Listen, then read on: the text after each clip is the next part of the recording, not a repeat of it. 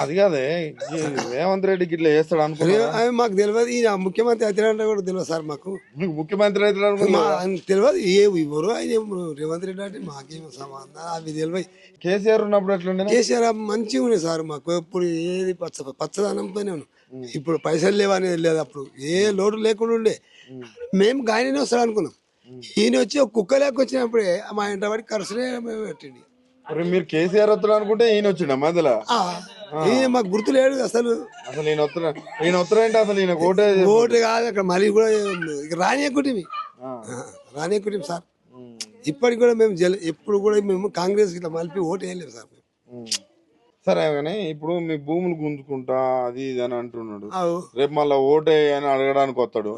వచ్చినప్పుడు ఏం చెప్తారా మీరు? మేమందరం కలుస్తాం సార్, కలిసి ఓటేయము నీకు అని వెనకబడతాం. ఎలా కొడతారు? తిరగబడతాం సార్. అంతేనా? మరి అంత కోపం తెచ్చి ఎట్లుందాం సార్ మేము. ఇప్పుడు తినే అన్నము గుంజుకున్నాడు, ఆయన పెడతాడు అనుకున్నాము అందరం.